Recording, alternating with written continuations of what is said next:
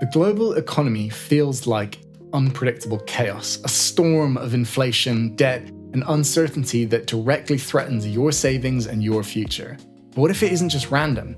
What if it's a high-stakes game being played out on a global scale with hidden rules and incentives that many don't even recognize?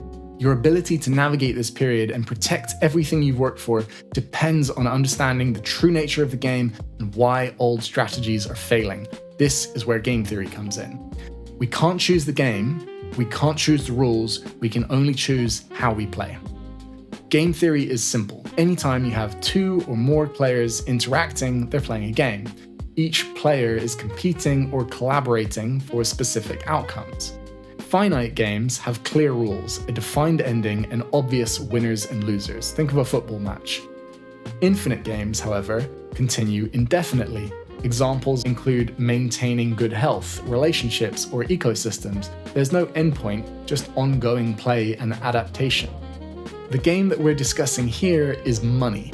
Money is an infinite game. As long as humans exist, money in some form will exist. The players in this case are the people that make up the different monetary systems, fiat and Bitcoin, each believing in their own chosen system's rules. The current dominant financial network is fiat money, a system built on debt and inflation. Fiat money is a finite strategy used in an infinite game of money. Eventually, the finite approach always fails. History repeatedly shows us examples like hyperinflation in Rome, Zimbabwe, or pre-war Germany. The core issue is debt and inflation. Printing unlimited money leads to inflation, devaluing people's savings and eventually causing economic collapse. Fiat money's finite rules just can't survive in the infinite game of money. But Satoshi Nakamoto didn't just create a new kind of money, he completely reimagined how humanity could play the infinite game of value exchange. He designed Bitcoin as an infinite game, one that could play out continuously, without ever needing to reset or collapse. The genius here is not just in the technology itself, but in the philosophy behind it. Satoshi understood that money needs to be fair, transparent, and incorruptible to truly last. So he built Bitcoin with a fixed supply of 21 million coins and embedded rules so that no single entity could change it. The ability to foresee all of this while building Bitcoin is nothing less than genius. While governments and financial institutions tried to control the game, Satoshi framed Bitcoin as a network that anyone could join but no one could dominate. He knew that if money was to survive in the long run, it needed to be free from human greed and centralized control. In the infinite game of money, Bitcoin isn't just a participant, it's an entirely new way to play. Open source, decentralized systems historically outperform closed, centralized ones. Look at Linux, Wikipedia, or the internet itself. Each succeeded because they're open, collaborative, and adaptable. Bitcoin is exactly that, a global, open source, decentralized financial system. Anyone, anywhere can build on top of Bitcoin without permission, licenses, or central authority.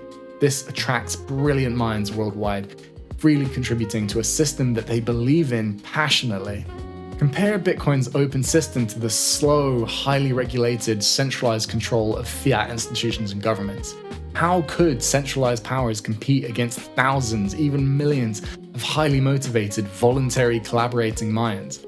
Bitcoin represents more than money. It's about freedom, having an impact, and building the world that people want to live in.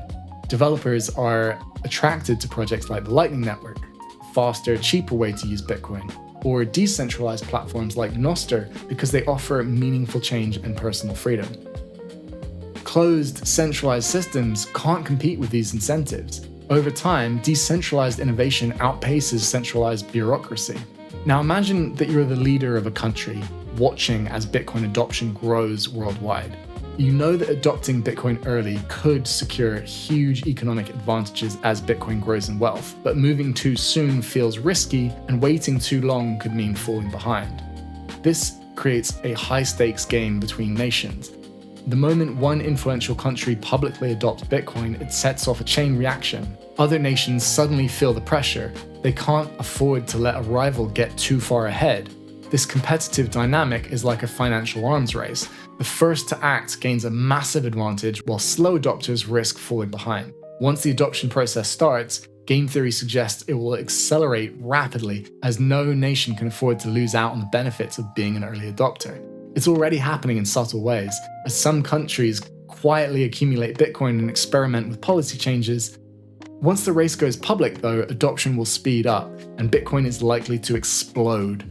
Gradually, then suddenly, as Parker Lewis would say. Many people don't even realize they're playing this game.